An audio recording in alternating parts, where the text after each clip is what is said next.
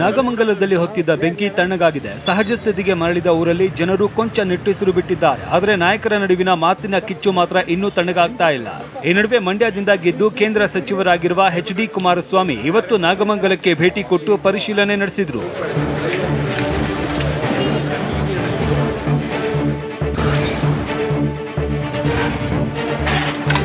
ನಾಗಮಂಗಲಕ್ಕೆ ಭೇಟಿ ನೀಡಿದ್ದ ಕೇಂದ್ರ ಸಚಿವ ಕುಮಾರಸ್ವಾಮಿ ಸುಟ್ಟು ಹೋದ ಅಂಗಡಿಯಲ್ಲಿ ಪರಿಶೀಲನೆ ನಡೆಸಿದ್ರು. ಬಂಧನಕ್ಕೊಳಗಾದವರ ಮನೆಗೆ ತೆರಳಿ ಕುಟುಂಬಸ್ಥರಿಗೆ ಸಾಂತ್ವನ ಹೇಳಿದ್ರು. ಇಷ್ಟೇ ಅಲ್ಲದೆ ಆಸ್ತಿ ಪಾಸ್ತಿ ಕಳೆದುಕೊಂಡವರಿಗೆ ತಲಾ 25,000ದಿಂದ 2 ಲಕ್ಷದವರೆಗೂ ಪರಿಹಾರ ಕೊಟ್ಟರು.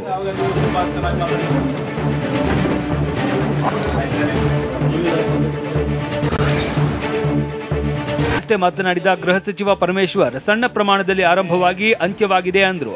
ಈ ಮಾತಿಗೆ ಕೆರಳಿ ಕೆಂಡವಾದ ಕುಮಾರಸ್ವಾಮಿ, ನಿಮ್ಮ ಇಲಾಖೆ ಅದ್ಯಾವ ಸಂದೇಶ ಕೊಡೋದಕ್ಕೆ ಹೊರಟಿದ್ದೀರಿ ಅಂತ ಪ್ರಶ್ನೆ ಮಾಡಿದ್ದಾರೆ. ಇದಕ್ಕೆ ತಿರುಗೇಟು ಕೊಟ್ಟ ಪರಮೇಶ್ವರ್, ನನಗೆ ಇವರ ಸರ್ಟಿಫಿಕೇಟ್ ಬೇಕಾಗಿಲ್ಲ ಎಂದಿದ್ದಾರೆ. ಪ್ರೊಸೆಷನ್ ಹೋಗುವಾಗ ಕಲ್ತೂರಾಟ ನಡೆದಿದೆ ಅಂತೇಳಿ ಅವರು ಒಬ್ಬರಿಗೊಬ್ಬರು ಸ್ವಲ್ಪ ಘರ್ಷಣೆ ಮಾಡ್ಕೊಂಡಿದ್ದಾರೆ. ಆನಂತರ ಎಲ್ಲವೂ ಸಾಲ್ವ್ ಆಯಿತು ಅಂತ ಹೇಳಿ ಹೋಗುವಾಗ ಕೆಲವರು ಮೋಟ್ರ್ ಬೈಕ್ಗಳಿಗೆ ಬೆಂಕಿ ಇಟ್ಟು ಅಂಗಡಿಗಳಿಗೆ ಬೆಂಕಿ ಹಾಕಿ ಅದೆಲ್ಲ ಮಾಡಿದ್ದಾರೆ. ಈ ರೀತಿಯ ಹೇಳಿಕೆ ಕೊಡ್ತಕ್ಕಂಥವ್ರ ಮುಖಾಂತರ ನಿಮ್ಮ ಗೃಹ ಇಲಾಖೆ ಇವತ್ತು ಯಾವ ಸಂದೇಶವನ್ನ ನಾಡಿನ ಜನತೆಗೆ ನೀವು ಕೊಡ್ಲಿಕ್ಕೆ ಹೊರಟಿದ್ದೀರಿ? ನಾನು ಈ ರಾಜ್ಯದಲ್ಲಿ ಗೃಹ ಸಚಿವನಾಗಿ ಜವಾಬ್ದಾರಿಯಿಂದ ಕೆಲಸ ಮಾಡ್ತಿದ್ದೇನೆ. ನನಗೆ ಇವ್ರ ಸರ್ಟಿಫಿಕೇಟ್ ಬೇಕಾಗಿಲ್ಲ. ನಾನು ಕನ್ನಡದ ಭಾಷೆನ ವ್ಯಾಖ್ಯಾನ ಮಾಡಿ ಟ್ವಿಸ್ಟ್ ಮಾಡಿ ಟರ್ನ್ ಮಾಡಿ ಪರಮೇಶ್ವರ್ ಹಿಂಗೆ ಹೇಳಿದ್ರು, ಸಣ್ಣದು ಅಂದರು, ದೊಡ್ಡದು ಅಂದರು, ಇದೆಲ್ಲ ನನಗೂ ಗೊತ್ತಿದೆ, ನನಗೂ ಮಾತಾಡಕ್ಕೆ ಬರ್ತದೆ. 1990ರಲ್ಲಿ ರಾಮನಗರ ಚನ್ನಪಟ್ಟಣದಲ್ಲಿ ನಡೆದಿದ್ದ ಗಲಭೆಯನ್ನ ಎಚ್.ಡಿ. ಕುಮಾರಸ್ವಾಮಿ ಈಗ ಉಲ್ಲೇಖ ಮಾಡಿದ್ದಾರೆ. ಈ ಹಿಂದೆ ಸಿಎಂ ವೀರೇಂದ್ರ ಪಾಟೀಲ್ರನ್ನ ಕೆಳಗಿಳಿಸುವುದಕ್ಕೆ ಕಾಂಗ್ರೆಸ್ನವರೇ ಗಲಭೆ ಮಾಡಿಸಿದ್ದರು ಅನ್ನೋ ಮೂಲಕ ನಾಗಮಂಗಲ ಘಟನೆಯ ಬಗ್ಗೆನೂ ಅನುಮಾನ ವ್ಯಕ್ತಪಡಿಸಿದ್ದಾರೆ. ಅವ್ರು ಹೇಳಬೇಕೀಗ ತನಿಖೆಯಲ್ಲಿ ಹೊರಗೆ ಬರಲಿ, ಎಲ್ಲ ಯಾತಿ ಕಾಯ್ದಿದ್ದು ಗಲಾಟೆ ಅಂತ. ಅದು ಕಾಂಗ್ರೆಸ್ದು ಕೆಲವು ಘಟನೆಗಳು ನೋಡಿದಾಗ ಅವ್ರದ್ದು ಒಂದು ವರ್ಗ ಸ್ಪಾನ್ಸರ್ಸ್ ಇಟ್ಕೊಂಡಿದ್ದಾರೆ. ಈಗ ಡಿಜೆ ಹಳ್ಳಿಗೆ ಹೇಳಿದ್ನಲ್ಲ, 90ರಿಗೆ ಹೋಗ್ಬೇಡಿ, ವೀರೇಂದ್ರ ಪಾಟೀಲ್ ಸರ್ಕಾರ ತೆಗಿಬೇಕು ಅಂತೇಳಿ ಕಾಂಗ್ರೆಸ್ ನಾಯಕರುಗಳೇ ಅವತ್ತು 2 ತಾಲೂಕಿನಲ್ಲಿ ಅವಳಿ ನಗರಗಳು ದೊಡ್ಡ ಮಟ್ಟದಲ್ಲಿ ದಿನಸಿ ಅಂಗಡಿಗಳು ಪೇಟೆ ಬೀದಿನೆಲ್ಲ ಬೆಂಕಿ ಇಟ್ಟು ದೊಡ್ಡ ಒಂದು ಸಂಘರ್ಷ ನಡೀತಲ್ಲ. ಅವತ್ತು ಏನು ಕೋಮು ಗಲಭೆ ಅನ್ಕೊಂಡ್ರೆ ಅದು ಕೋಮು ಗಲಭೆ ಅಲ್ಲ, ಅದು ಇದೇ ಕಾಂಗ್ರೆಸ್ನ ಸ್ಪಾನ್ಸರ್ಡ್ ಕಾರ್ಯಕ್ರಮ. ನಾಗಮಂಗಲ ಗಲಭೆ ಬಗ್ಗೆ ಪರಿಶೀಲನೆ ನಡೆಸುವುದಕ್ಕೆ ರಾಜ್ಯ ಬಿಜೆಪಿ ಘಟಕ ಸತ್ಯಶೋಧನಾ ತಂಡ ರಚನೆ ಮಾಡಿದೆ. ಡಾಕ್ಟರ್ ಸಿಎನ್ ಅಶ್ವಥ್ ನಾರಾಯಣ ನೇತೃತ್ವದಲ್ಲಿ ತಂಡ ರಚನೆ ಮಾಡಲಾಗಿದ್ದು, ಶಾಸಕ ಭೈರತಿ ಬಸವರಾಜ್, ಮಾಜಿ ಸಚಿವ ಕೆಸಿ ನಾರಾಯಣಗೌಡ, ಲಕ್ಷ್ಮೀ ಅಶ್ವಿನ್ ಗೌಡ, ಭಾಸ್ಕರ್ ರಾವ್ ಈ ತಂಡದಲ್ಲಿದ್ದಾರೆ. ಸ್ಥಳಕ್ಕೆ ಭೇಟಿ ನೀಡಿ 1 ವಾರದ ಒಳಗೆ ವರದಿ ನೀಡುವುದಕ್ಕೆ ಸೂಚನೆ ನೀಡಿದ್ದಾರೆ.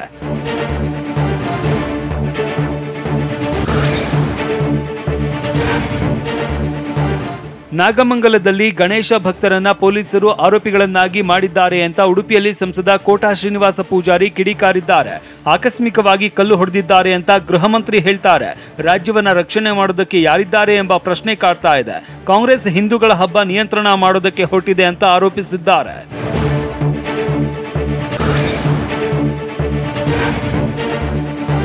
ಸದ್ಯ ಶಾಂತವಾಗಿರುವ ನಾಗಮಂಗಲದಲ್ಲಿ ಖಾಕಿ ಹದ್ದಿನ ಕಣ್ಣಿಟ್ಟಿದೆ. ನಾಗಮಂಗಲದ ಪ್ರಮುಖ ರಸ್ತೆಗಳಲ್ಲಿ ಪೊಲೀಸರು ಠಿಕಾಣಿ ಹೂಡಿದ್ದಾರೆ. ಈ ಮಧ್ಯೆ ಜನ ಜೀವನ ಎಂದಿನಂತೆ ನಡೆದಿದ್ದು, ವಿದ್ಯಾರ್ಥಿಗಳು ಶಾಲಾ ಕಾಲೇಜುಗಳತ್ತ ತೆರಳಿದ್ದಾರೆ.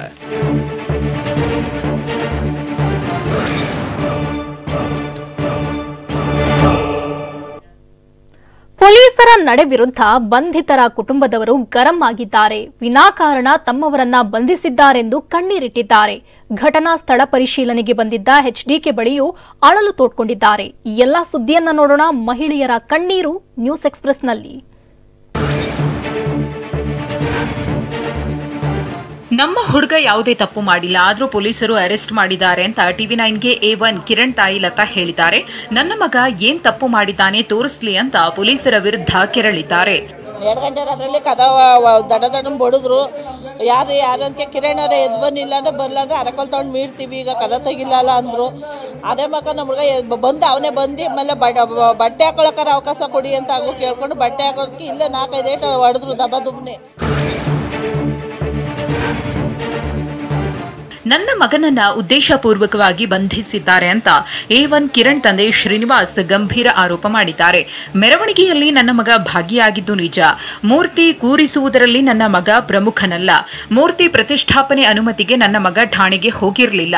ಕಿರಣ್ ಠಾಣೆಗೆ ಹೋಗಿದ್ದರೆ ಸಿಸಿಟಿವಿ ದೃಶ್ಯ ತೋರಿಸಲಿ ಅಂತ ಹೇಳಿದ್ದಾರೆ. ಸರ್, ಮುಖ್ಯ ಆರೋಪಿ ಅಂತಂದ್ರೆ ಎಲ್ಲದರಲ್ಲೂ ಭಾಗಿ ಇರಬೇಕಲ್ವಾ? ಇಲ್ಲ, 3-4 ಜನ ಕಿರಣ್ ಇದ್ದಾರೆ. ಅಂದ್ರೆ ನಿಮ್ಮ ಮಗ ಇದರಲ್ಲೇನೋ ಪಾಲ್ಗೊಂಡಿದ್ರಾ? ಇದ್ರ ಉಸ್ತುವಾರಿ ಏನಾರು ವಹಿಸ್ಕೊಂಡಿದ್ರಾ? ಉಸ್ತುವಾರಿ ಯಾವುದು ವಹಿಸ್ಕೊಂಡಿಲ್ಲ ಸರ್. ಬೇಕಾದ್ರೆ ಕೇಳಿ, ಯಾರು ಬೇಕಾದ್ರೆ ಉಸ್ತುವಾರಿ ಯಾವುದು ವಹಿಸ್ಕೊಂಡಿಲ್ಲ. ಗಲಭೆ ಆರೋಪಿಗಳನ್ನ ಬಿಡುವಂತೆ ಬಂಧಿತ ದಿವಾಕರ್ ಕುಟುಂಬದವರು ಕಣ್ಣೀರಿಟ್ಟಿದ್ದಾರೆ. ಕೇಂದ್ರ ಸಚಿವ HDK ಮುಂದೆ A14 ದಿವಾಕರ್ ಪತ್ನಿ ದಿವ್ಯಾ ಅಳಲು ತೋಡಿಕೊಂಡಿದ್ದಾಳೆ. ದಿವಾಕರ್ ಮಾವ ಪುಟ್ಟರಾಜು ಬೆಳಗಿನ ಜಾವ ಸಾವನ್ನಪ್ಪಿದ್ದಾರೆ. ವಿನಾಕಾರಣ ದಿವಾಕರ್ನನ್ನ ಬಂಧಿಸಿದ್ದಾರೆಂದು ಆರೋಪಿ ತಾಯಿ ಭಾಗ್ಯ, ಪತ್ನಿ ದಿವ್ಯಾ ಕಣ್ಣೀರಿಟ್ಟಿದ್ದಾರೆ. ಅವನು ಏನು ತಪ್ಪು ಮಾಡಿಲ್ಲ ಸರ್. ಮೊನ್ನೆ ದಿವಸ ಆಸ್ಪತ್ರೆಗೆ ಹೋಗಿ ಆಸ್ಪತ್ರೆಯಿಂದ ಬಂದು ಮಾತ್ರೆ ನುಗ್ಬಿಟ್ಟು ಮಲಗ್ದಾನೆ ಮನೆದನ್ನ ಜಾಡ್ಸ್ ಒದ್ದಿ ಪೊಲೀಸರು ಬಾಕ್ಲು ಒದ್ಬಿಟ್ಟು ಬಂದು ಕರ್ಕೊಂಡು ಹೋಗಾರೆ ಸರ್.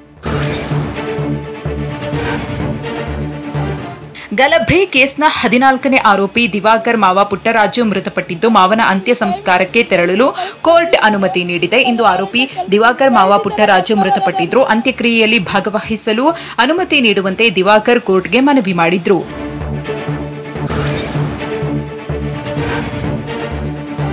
ನಮ್ಮ ಮನೆಯವರು ನನ್ನ ಜೊತೆಯಲ್ಲೇ ಕ್ಯಾಂಟೀನ್ನಲ್ಲಿದ್ದವರನ್ನ ಕರೆದುಕೊಂಡು ಹೋಗಿದ್ದಾರೆ ಅಂತ ಬಂಧಿತ ಕುಮಾರ್ ಪತ್ನಿ ಹೇಳಿದ್ದಾರೆ. TV9 ಜೊತೆ ಮಾತನಾಡಿ, ಊಟ ಮಾಡಿ ಮಲಗಿದ್ದವರನ್ನ ಡೋರ್ ತೆಗೆಯುವುದಕ್ಕೂ ಬಿಡದೆ ಒದ್ದು ಪೊಲೀಸರು ಕರೆದೊಯ್ದಿದ್ದಾರೆ ಅಂತ ಆಕ್ರೋಶ ವ್ಯಕ್ತಪಡಿಸಿದ್ದಾರೆ. ಮನೆಯವ್ರನ್ನ ನಮ್ಮ ಜೊತೆ ಕ್ಯಾಂಟೀನಲ್ಲಿ ಇದ್ದವ್ರನ್ನ ಕರ್ಕೊಂಡೋಗಿದ್ದಾರೆ ಸರ್. ಬಂದು ಅವ್ರು ನಮ್ಮ ಜೊತೆನೇ ಇದ್ರು. ಕುಮಾರ್ ಅಂತ ಹೇಳಿ ಅವ್ರ ಹೆಸರು. ಸಂಜೆ 6:30-7 ಗಂಟೆ ನನ್ನನ್ನು ಮನೆ ಕರ್ಕೊಬಂದು ಬಿಟ್ಟುಬಿಟ್ಟು ಪಾಪ ಅವ್ರು ಬಂದು ಊಟ ಮಾಡಿ ಮನಗಿದ್ದಾರೆ. ಬಂದು ಡೋರ್ ತೆಗಿಯೋಕ್ಕೂ ಬಿಡ್ತಾ ಇಲ್ಲ. ಪೊಲೀಸ್ನವ್ರು ಒದ್ಬಿಟ್ಟು ಹೆಸರು ಹಿಡ್ದು ಕೂಗೆದ್ಕೊ. ಮನೆಗೆ ಮನಗಿರೋರ್ಗೆ ಹೆಸರು ಅವ್ರಿಗೆ ಸರ್ ಗೊತ್ತಾಗುತ್ತೆ. ಕಿಡಿಗೇಡಿಗಳಿಂದ ಹಣ್ಣಿನ ಅಂಗಡಿ ಧ್ವಂಸಗೊಂಡಿದ್ದು, ಮಾಲೀಕ ಕಣ್ಣೀರಿಟ್ಟಿದ್ದಾರೆ. ನ್ಯಾಯ ದೊರಕಿಸಿಕೊಡಿ ಅಂತ TV9 ಬಳಿ ವ್ಯಾಪಾರಿ ಮಾಜ್ ಅಳಲು ತೋಡಿಕೊಂಡಿದ್ದಾರೆ. ಅಂಗಡಿ ಧ್ವಂಸವಾಗಿ ಲಕ್ಷಾಂತರ ರೂಪಾಯಿ ನಷ್ಟವಾಗಿದ್ದು, ನಮಗೆ ಹೊಟ್ಟೆ ಉರಿಯುತ್ತಿದೆ. ಇಲ್ಲಿ ನಾವೆಲ್ಲರೂ ಅಣ್ಣ ತಮ್ಮಂದಿರಂತೆ ಇದ್ದೇವೆ ಎಂದಿದ್ದಾರೆ. ಊಟ ಗೀಟ ಮಾಡ್ಕೊಂಡು ಅವ್ರ ಮನೆಗೆ ನಮ್ಮ ಮನೆಗೆ ಎಲ್ಲ ಚೆನ್ನಾಗಿತ್ತು. ಈಗ ಜಗಳ ಮಾಡ್ಕೊಂಡು ಎಲ್ಲ ಗಿಟಾಪಿಚ್ಚಿ ಮಾಡಿ ಯಾವಾಗ ಈ ರೀತಿ ಘಟನೆಗಳನ್ನ ನೋಡಿದ್ರ, ಗಲಾಟೆ ನೋಡಿದ್ರ ಅಂತ? ಯಾವತ್ತೂ ನೋಡಿ ಇಲ್ಲ, ಇದೇ ಫಸ್ಟ್ ನೋಡಿರು. ಈಗ ಹೇಗೆ ಮಾಡ್ತೀರಾಗ? ಸಾಲ ಸೋಲ ಮಾಡೋದು ತಂದು ಅಂಗಡಿಯಲ್ಲಿ ವ್ಯಾಪಾರ ಮಾಡ್ತೀವಿ. ಗೌರ್ಮೆಂಟ್ ಅವರು ಏನಾದ್ರು ಕೊಟ್ರೆ ನಾವು ಸಾಲ ಮಾಡಿ ತಿರುಗಿಸಿ ಆಮೇಲೆ ಅಂಗಡಿ ಓಪನ್ ಮಾಡ್ತೀವಿ. ನಾಗಮಂಗಲದ ಬದ್ರಿಕೊಪ್ಪಲಿನಲ್ಲಿ ಸೆಕ್ಷನ್ 144 ವಿಸ್ತರಣೆಯಾಗಿದ್ದು, ಗ್ರಾಮದ ಹೆಬ್ಬಾಗಿಲಿನಲ್ಲಿ ಪೊಲೀಸ್ ಬಿಗಿ ಭದ್ರತೆ ಹೆಚ್ಚಿಸಲಾಗಿದೆ. ಸ್ಥಳದಲ್ಲೇ ಇನ್ಸ್ಪೆಕ್ಟರ್ ಸೇರಿ ಹಲವು ಪೊಲೀಸರು ಮೊಕಾಂ ಹೂಡಿದ್ದಾರೆ. ಮತ್ತೊಂದೆಡೆ ಬಂಧನದ ಭೀತಿಯಲ್ಲಿ ಯುವಕರು ಗ್ರಾಮ ತೊರೆದಿದ್ದು, ಜನರಿಲ್ಲದೆ ಬಿಕೋ ಎನ್ನುತ್ತಿದೆ.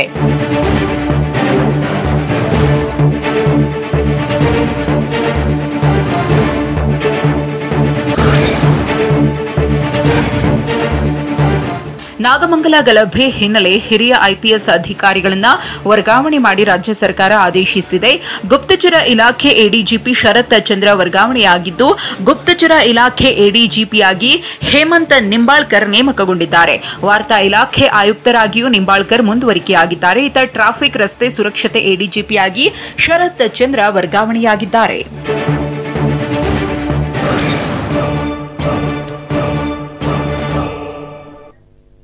ಡಿ ಪಟಾಲಂನ ನ್ಯಾಯಾಂಗ ಬಂಧನಾವಧಿ ಸೆಪ್ಟೆಂಬರ್ 17ರವರೆಗೆ ಎಕ್ಸ್ಟೆಂಡ್ ಆಗಿದೆ. ಬಳ್ಳಾರಿ ಜೈಲಿನಲ್ಲಿರೋ ಪೊರ್ಕಿಗೆ ಮತ್ತಷ್ಟು ಟೆನ್ಷನ್ ಶುರುವಾಗಿದ್ದು, ತಲೆ ಮೇಲೆ ಕೈ ಹೊತ್ತು ಕೂತಿದ್ದಾನಂತೆ. ಇತ್ತ ವಾಟ್ಸ್ಆಪ್ ಚಾಟ್ನಲ್ಲಿ PSI ವಿನಯ್ ಪಾತ್ರ ಕೂಡ ಬಯಲಾಗಿದೆ. ಈ ಎಲ್ಲಾ ಸುದ್ದಿಯನ್ನ ನೋಡೋಣ ದಾಸನ ಚಡಪಡಿಕೆ ನ್ಯೂಸ್ ಎಕ್ಸ್‌ಪ್ರೆಸ್ನಲ್ಲಿ. ದರ್ಶನ್ ಅಂಡ್ ಗ್ಯಾಂಗ್ ನ್ಯಾಯಾಂಗ ಬಂಧನಾವಧಿಯನ್ನ ಸೆಪ್ಟೆಂಬರ್ 17ರವರೆಗೆ ವಿಸ್ತರಿಸಿ ಬೆಂಗಳೂರಿನ 24ನೇ ACMM ಕೋರ್ಟ್ ಆದೇಶ ಹೊರಡಿಸಿದೆ. ಬಳ್ಳಾರಿ ಸೆಂಟ್ರಲ್ ಜೈಲಿನಿಂದ ಆರೋಪಿ ದರ್ಶನ್ ಹಾಜರಾಗಿದ್ದ. ಉಳಿದ ಆರೋಪಿಗಳು ವಿಡಿಯೋ ಕಾನ್ಫರೆನ್ಸ್ ಮೂಲಕ ಹಾಜರಾಗಿದ್ರು. ನ್ಯಾಯಾಂಗ ಬಂಧನಾವಧಿ ವಿಸ್ತರಣೆಯಾಗ್ತಿದ್ದಂತೆ ಜೈಲಿನಲ್ಲಿ ದರ್ಶನ್ಗೆ ಟೆನ್ಷನ್ ಶುರುವಾಗಿದೆ. ಸುದ್ದಿ ತಿಳಿದ ಕೂಡಲೇ ತಲೆ ಮೇಲೆ ಕೈ ಹೊತ್ತು ಕೂತಿದ್ದಾನೆ. ವಿಡಿಯೋ ಕಾನ್ಫರೆನ್ಸ್ ಬಳಿಕ ಸೆಲ್ನಲ್ಲಿ ಅತ್ತಿಂದಿತ್ತ ಓಡಾಡಿದ್ದಾನೆ. ಜಾಮೀನು ಅರ್ಜಿ ಸಲ್ಲಿಕೆ ವಿಚಾರದಲ್ಲಿ ದಾಸ ಗೊಂದಲಕ್ಕೀಡಾಗಿದ್ದಾನೆ. ಸೆಂಟ್ರಲ್ ಜೈಲಿನ ಕಟ್ಟುನಿಟ್ಟಿನ ವಾತಾವರಣಕ್ಕೆ ಸೊರಗಿದ ದರ್ಶನ್ ನ್ಯಾಯಾಂಗ ಬಂಧನ ಅವಧಿ ವಿಸ್ತರಣೆಯಾಗಿದ್ದರಿಂದ ಹೈ ಸೆಕ್ಯೂರಿಟಿ ಸೆಲ್ನಲ್ಲೇ ತೊಳಲಾಡಿದ್ದಾನೆ. ಜೈಲಿನ ಮೆನು ಪ್ರಕಾರ ಮಟನ್ ಊಟ ನೀಡಿದ್ರೂ ಸೇವಿಸಿಲ್ಲ. ನಿನ್ನೆ ಕ್ಯಾಮೆರಾ ಕಂಡು ಅಸಭ್ಯವಾಗಿ ಸನ್ನೆ ಮಾಡಿದ್ದ ದರ್ಶನ್ ಬಳ್ಳಾರಿ ಜೈಲು ಸಿಬ್ಬಂದಿ ಜೊತೆಗೂ ಕಿರಿಕ್ ತೆಗೆದಿದ್ದಾನೆ. ಪರಪ್ಪನ ಅಗ್ರಹಾರದಲ್ಲಿ ರಾಜಾತಿಥ್ಯ ಸ್ವೀಕರಿಸಿದ್ದ ಕಾರಣಕ್ಕೆ ಬಳ್ಳಾರಿ ಜೈಲು ಪಾಲಾಗಿರೋ ದರ್ಶನ್ ಟಿವಿ ವಿಚಾರವಾಗಿ ಖ್ಯಾತೆ ತೆಗೆದಿದ್ದಾನೆ. ವಿಚಾರಣಾ ದಿನ ಕೈದಿಗೆ ಟಿವಿ ಕೊಡೋ ನಿಯಮವಿದೆ, ಆದ್ರೂ ನನಗೆ ಟಿವಿ ಯಾಕೆ ಕೊಡ್ತಿಲ್ಲ? ಕೊಟ್ಟ ಟಿವಿ ಕೆಟ್ಟೋಗಿದೆ, ಈಗ ಹೊಸ ಟಿವಿ ಕೊಡೋಕೆ ಕೋರ್ಟ್ಗೆ ಅರ್ಜಿ ಹಾಕ್ಬೇಕಾ ಅಂತ ಪ್ರಶ್ನಿಸಿದ್ದಾನೆ. ಜೈಲು ಅಧೀಕ್ಷಕಿ ಜೊತೆ ಮಾತನಾಡಬೇಕೆಂದು ಅಂತ ಹೇಳಿದ್ದಾನೆ. ನಾನು ವಿಚಾರಣಾ ದಿನ ಕೈದಿ, ಇಷ್ಟೊಂದು ಸ್ಟ್ರಿಕ್ಟ್ ರೂಲ್ಸ್ ಮಾಡಬೇಡಿ ಅಂತ ದರ್ಶನ್ ನಿಯಮಗಳ ಬಗ್ಗೆ ಪಾಠ ಮಾಡಿದ್ದಾನೆ. ಬಳ್ಳಾರಿಯಲ್ಲಿ ಅಸಲಿ ಜೈಲಿನ ಅನುಭವವಾಗ್ತಿದ್ರೂ ದರ್ಶನ್ ಧಿಮಾಕು ಕಡಿಮೆಯಾಗಿಲ್ಲ. ಹೀಗಿದ್ರೂ ದುರ್ವರ್ತನೆ ತೋರ್ತಿರೋ ದಾಸ ಮತ್ತೊಂದ್ ಕಡೆ ಬೇರೆ ಜೈಲಿಗೆ ಶಿಫ್ಟ್ ಮಾಡಿ ಅಂತ ಮನವಿ ಮಾಡ್ಕೊಳ್ತಿದ್ದಾನೆ. ಬೆಂಗಳೂರಿನಿಂದ ಕುಟುಂಬಸ್ಥರು ಬಳ್ಳಾರಿಗೆ ಬರೋದು ಕಷ್ಟ, ವಾರಕ್ಕೊಮ್ಮೆ ಬಂದ್ರೂ 5 ರಿಂದ 6 ಗಂಟೆ ಪ್ರಯಾಣ ಮಾಡಬೇಕು. ಹೀಗಾಗಿ ಬೆಂಗಳೂರು ಸುತ್ತಮುತ್ತಲಿನ ಜೈಲಿಗೆ ಶಿಫ್ಟ್ ಮಾಡಿ ಅಂತ ಮನವಿ ಮಾಡಿಕೊಳ್ತಿದ್ದಾನೆ. ದರ್ಶನ್ ವಿರುದ್ಧ ದಾಖಲಾಗಿರೋ ಚಾರ್ಜ್ ಶೀಟ್ನಲ್ಲಿ ಪವಿತ್ರ ಮತ್ತು ದರ್ಶನ್ ಸಂಬಂಧದ ಹಲವು ಚಾಟಿಂಗ್ಗಳು ಬಯಲಾಗಿದ್ವು. ಇದೀಗ ಪವಿತ್ರ ಗೌಡ ಮನೆಯಲ್ಲಿ ದರ್ಶನ್ ಒಳ ಉಡುಪುಗಳು ಪತ್ತೆಯಾಗಿವೆ. ದರ್ಶನ್ ಕೂದಲು ಪತ್ತೆಯಾಗಿದ್ದು ಎಲ್ಲವನ್ನ ಪೊಲೀಸರು ಜಪ್ತಿ ಮಾಡಿದ್ದಾರೆ. ಅಲ್ಲದೆ ಮೆಜೆಸ್ಟಿಕ್ ಮತ್ತು ಕಾಟೇರ ಸಿನಿಮಾಗೆ ಬಂದಿದ್ದ ನೆನಪಿನ ಕಾಣಿಕೆ ಪ್ರಶಸ್ತಿಗಳು ಪವಿತ್ರ ಮನೆಯಲ್ಲಿ ಸಿಕ್ಕಿವೆ. ಚಿತ್ರದುರ್ಗ ದರ್ಶನ್ ಅಭಿಮಾನಿಗಳ ಸಂಘದ ಅಧ್ಯಕ್ಷ ರಾಘವೇಂದ್ರನ 5 ಲಕ್ಷ ರೂಪಾಯಿ ಕಳ್ಳಾಟವು ಬಯಲಾಗಿದೆ. ಪೊಲೀಸರಿಗೆ ಸರೆಂಡರ್ ಆಗುವ ಮೊದಲೇ ಪತ್ನಿ ಮತ್ತು ಬಾಮೈದನನ್ನ ಭೇಟಿಯಾಗಿದ್ದ ರಾಘವೇಂದ್ರ 5 ಲಕ್ಷ ರೂಪಾಯಿ ಮತ್ತು ರೇಣುಕಾಸ್ವಾಮಿಯಿಂದ ಸುಲಿಗೆ ಮಾಡಿದ್ದ ಚಿನ್ನದ ಉಂಗುರ ಮತ್ತು ಚೈನ್ ನೀಡಿದ್ದ. ಆದರೆ ರಾಘವೇಂದ್ರ ಪತ್ನಿ ತನ್ಗೇನು ಗೊತ್ತೇ ಇಲ್ಲ ಅಂತ ಸುಳ್ಳು ಹೇಳಿದ್ಲು. ಆದ್ರೀಗ ಇವರ ಕಳ್ಳಾಟ ಚಾರ್ಜ್ ಶೀಟ್ನಲ್ಲಿ ಬಯಲಾಗಿದೆ. ವಾಟ್ಸ್ಆಪ್ ಚಾಟ್ನಲ್ಲಿ ಪಿಎಸ್ಐ ವಿನಯ್ ಪಾತ್ರ ಬಯಲಾಗಿದೆ. ಕೊಲೆ ಕೇಸ್ನಲ್ಲಿ ಪಿಎಸ್ಐ ವಿನಯ್ ಹೆಸರು ತಳುಕ ಹಾಕಿಕೊಂಡಿತ್ತು. ಸದ್ಯ ಪ್ರದೋಷ್ ಜೊತೆ ಸಂಪರ್ಕದಲ್ಲೇ ಇರುವುದು ಗೊತ್ತಾಗಿದೆ. ವಿನಯ್ ಪ್ರದೋಷ್ ಬರೋಬ್ಬರಿ 122 ಬಾರಿ ಚಾಟಿಂಗ್ ಮಾಡಿದ್ದಾರೆ. ಆದರೆ ಆರೋಪಿ ಎಲ್ಲಾ ಚಾಟ್ಗಳನ್ನ ಡಿಲೀಟ್ ಮಾಡಿದ್ದ. ಕೆಲ ಚಾಟ್ಗಳನ್ನ ಪೊಲೀಸರು ರಿಟ್ರೀವ್ ಮಾಡಿದ್ದಾರೆ.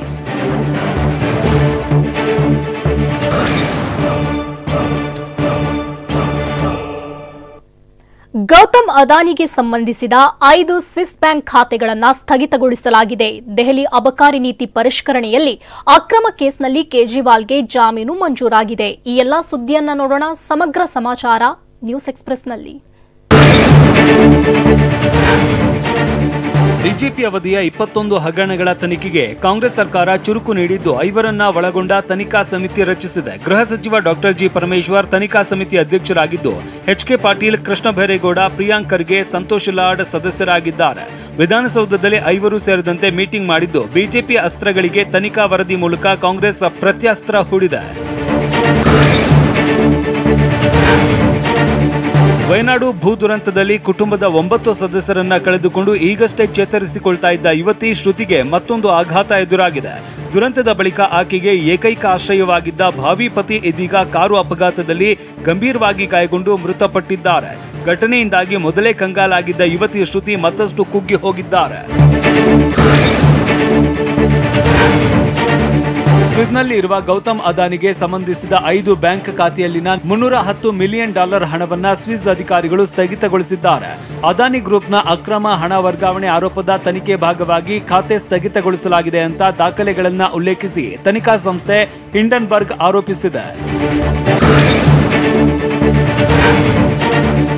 ದೆಹಲಿ ಅಬಕಾರಿ ನೀತಿ ಪರಿಷ್ಕರಣೆಯಲ್ಲಿ ಅಕ್ರಮ ಕೇಸ್ನಲ್ಲಿ ದೆಹಲಿ ಸಿಎಂ ಕೇಜ್ರಿವಾಲ್ಗೆ ಜಾಮೀನು ಮಂಜೂರಾಗಿದೆ. ಹಲವು ಷರತ್ತುಗಳನ್ನು ವಿಧಿಸಿ ಸುಪ್ರೀಂ ಕೋರ್ಟ್ ಬೇಲ್ ನೀಡಿ ಆದೇಶಿಸಿದೆ. ಈ ಹಿಂದೆ ಇಡಿ ಕೇಸ್ನಲ್ಲಿ ಮಾತ್ರ ಕೇಜ್ರಿವಾಲ್ಗೆ ಜಾಮೀನು ಸಿಕ್ಕಿತ್ತು. ಇದೀಗ ಸಿಬಿಐ ಪ್ರಕರಣದಲ್ಲೂ ಬೇಲ್ ಸಿಕ್ಕಿದೆ.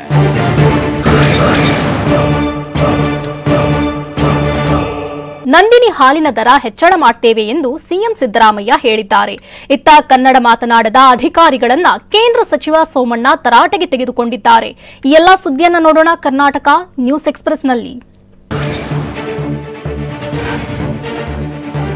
ರಾಜ್ಯದಲ್ಲಿ ನಂದಿನಿ ಹಾಲಿನ ದರ ಹೆಚ್ಚಳ ಮಾಡುತ್ತೇವೆ ಅಂತ ಸಿಎಂ ಸಿದ್ದರಾಮಯ್ಯ ಹೇಳಿದ್ದಾರೆ. ರಾಮನಗರ ಜಿಲ್ಲೆ ಮಾಗಡಿಯಲ್ಲಿ ಮಾತನಾಡಿದ ಅವರು, ಹೆಚ್ಚಳ ಮಾಡಿದ ಹಾಲಿನ ದರ ರೈತರಿಗೆ ಹೋಗಬೇಕು. ಈ ಬಗ್ಗೆ ಸಭೆ ಕರೆದು ಹಾಲಿನ ದರ ಹೆಚ್ಚು ಮಾಡೋಣ ಅಂತ ಹೇಳಿದ್ರು. ಹಾಲಿನ ದರ ಹೆಚ್ಚು ಮಾಡೋಣ, ಏನು ಹೆಚ್ಚು ಮಾಡ್ತೀವಿ ಆ ಹೆಚ್ಚು ಮಾಡಿದೆಲ್ಲರೂ ರೈತರು ಕೂಡ.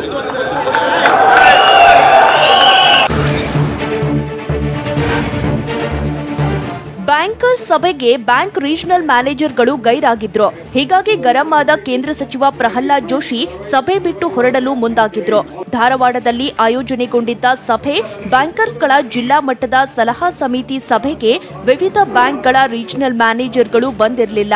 ಅಧೀನ ಸಿಬ್ಬಂದಿ ಮಾತ್ರ ಸಭೆಗೆ ಹಾಜರಾಗಿದ್ದಕ್ಕೆ ಕುಪಿತಗೊಂಡ ಜೋಶಿ, ನಾನು ಸಭೆಗೆ ಬಂದ್ರೂ ರೀಜನಲ್ ಮ್ಯಾನೇಜರ್ಗಳಿಗೆ ಬರಲು ಆಗೋದಿಲ್ವಾ ಅಂತ ತರಾಟೆಗೆ ತೆಗೆದುಕೊಂಡ್ರು.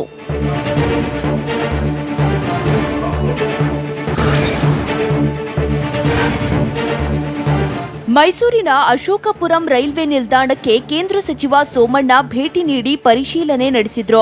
ಈ ವೇಳೆ ಸೋಮಣ್ಣಗೆ ಹಿಂದಿಯಲ್ಲಿ ಮಾಹಿತಿ ನೀಡಲು ಅಧಿಕಾರಿಗಳು ಮುಂದಾಗಿದ್ರು. ಕನ್ನಡ ಮಾತಾಡದ ರೈಲ್ವೆ ಅಧಿಕಾರಿಗಳಿಗೆ ಸೋಮಣ್ಣ ತರಾಟೆಗೆ ತೆಗೆದುಕೊಂಡ್ರು. ಆಗ ಕನ್ನಡ ಮಾತನಾಡಲು ಬರಲ್ಲ ಅಂತ ಅಧಿಕಾರಿ ಹೇಳಿದ್ದಕ್ಕೆ, ಎಷ್ಟು ದಿನ ಆಯ್ತು ಇಲ್ಲಿಗೆ ಬಂದು, ಕನ್ನಡ ಕಲಿಯುವಂತೆ ತಾಕೀತು ಮಾಡಿದ್ರು. बाद में क्या किसने करना सीखा